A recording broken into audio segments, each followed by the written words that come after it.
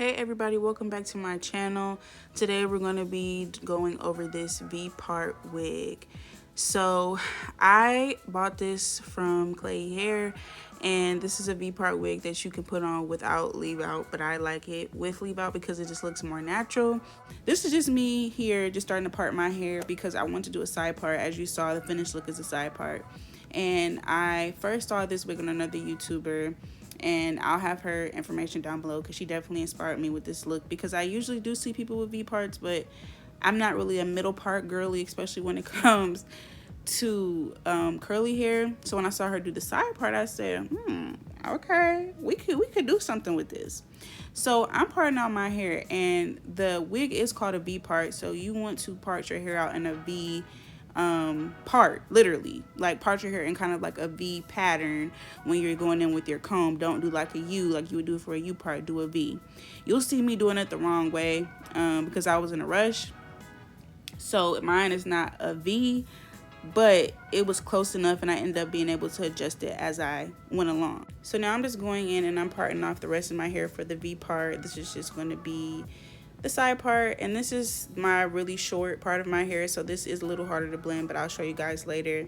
And then I'm going to go in with some water and some gel because I want to slick down the rest of my hair so it's not in the way while I'm doing the wig, and it'll just make it easier for me to put the combs in order for the wig to stay.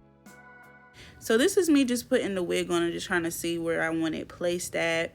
If you have your hair parted into a V part, this would be much easier, but I was in a rush and I was parting my hair more like into a U, and it really doesn't matter that much, but I do feel like it'll be easier if you part it into a V, going with the, you know, the way the wig is supposed to be built. So I'm just putting the combs in. As you can see, I'm putting bobby pins in. If you blend it right, you might not be able to see the bobby pins, but I don't think it really matters if you can see a bobby pin or two, because most people put bobby pins on their hair with side parts, stuff like that, so I don't really mind it showing, and it still looks pretty natural. But because my size of my hair is so short, it's not going to stay. Like the comb, yeah, it'll help with a little security, but it didn't really help as much as I thought it would. So I put in extra bobby pins because I need a little bit more reinforcement.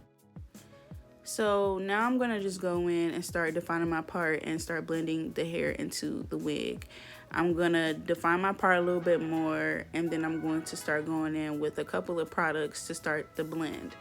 I first start off with some water. I'm going to spray my hair with water, not that much, so not too much. We don't want her to be soaking wet. We just need a little dampness. And then I go in with some leave-in conditioner just for moisture purposes. You don't really have to do that. I'm just going to work that into my hair. I'm going to start off with the shortest side first, but I'm going to do it on both sections. So now I'm going to wet the wig, and you don't want this to be damp. You want to get her soaking wet. So do the opposite here for what you do for your hair, because you want to make sure that you can go in and really define it. So I'm cutting some extra pieces off because I unfortunately had to redo this video because my first video got cut. So if you want to get the most natural look that you can possibly get, you want to do a little bit of shaping. You want to cut the ends. You want to do a little bit of like layers around the front of your face to kind of frame your face. I don't have any videos of me doing it because, like I said, my camera is a hater, and I accidentally put it on the wrong setting, and it wouldn't let me put the videos onto my phone and my tablet. So now I'm going to go in with some mousse, a lot of Body's Milk and Honey mousse to be exact, and I'm just going to put a whole bunch on there because this hair needs a lot of water and product, because it will get frizzy if you don't put anything on it. If you like that look, kind of like a poofy, almost an afro type look, then that's fine, but I just really wasn't going for that look for this day. Now I'm going to go in with some extreme wet line gel to blend my hair in with the wig. I don't put any gel in the wig because I just feel like I didn't want to make it crunchy. I wanted it to mimic natural hair as best as possible. Whenever I put gel in my hair for wash and goes, it just never really worked out for me. So I'm just putting the gel on both sections that I took out, and I'm just putting my hair over the V part to kind of conceal it. And after I put it over, because it's not going to stay without a bobby pin, I'm going to bobby pin it down. If you need to take out any more hairs or like little small baby hairs to kind of blend it like I'm doing now, then I definitely recommend that because it makes it look a little bit more natural, especially when you can see kind of where the wig ends. So if you notice that you can see somewhere, oh, that's the V part track, try to cover it up with a little bit of baby hair, slick it up with some gel, and then just keep it moving.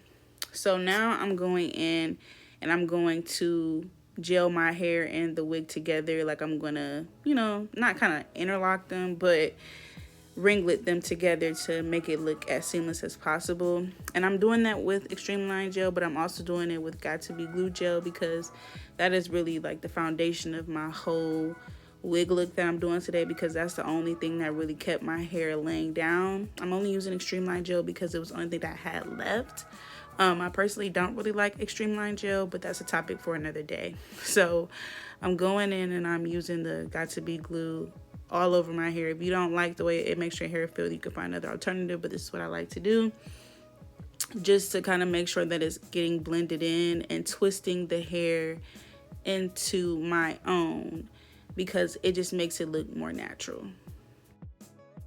Just because I think it looks more natural, I do put a bobby pin on this side too. It's mostly concealed with the hair around it, but if you can see it a little bit, I don't feel like it looks bad because a lot of people put bobby pins in their hair for styles, and it's a very common thing. So now that I'm done with that, I'm just going in on the other side, and I'm going to go in and do the same thing with the mousse and the water and touch up anything on the other side that I see that I want to define more.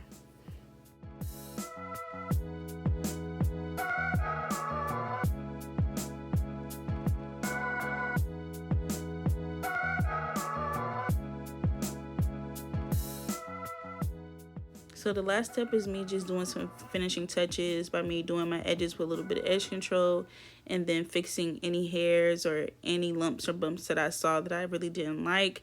As you're doing this wig, you just want to find the right placement so that you can't really see the V-part wig, because it's not bulky, but for somebody who doesn't have that much hair, it's going to be a little bit harder for you to blend it. So just take your time, be patient, put some gospel music on if you need to, because that's what I do when I'm starting to get frustrated with certain things. And I definitely did that while I was doing my hair the first time around. So like I said, this is me just doing finishing touches, and then I'm just going to adjust my bobby pin because I just really didn't like it digging into my scalp. I really was feeling it. And I was like, hold on, let's readjust this. And I was kind of like twisting my hair back because I felt like that would look a little bit more natural too. And then I'm just going to put the bobby pin back in there, and that's the final look. This is going to be my new go-to wig. I have another curly wig like this, but it's not a V-part, it's a closure wig, and I really love that one too, and that has been my go-to. But this, especially with how hot it's been, this is a look. Okay, so this is the final look. This is a picture of what it looks like dry. It's really cute, really natural, and I think you guys will really benefit from getting this wig. So if you have any questions, just let me know, but I'll see you guys in the next video. Bye.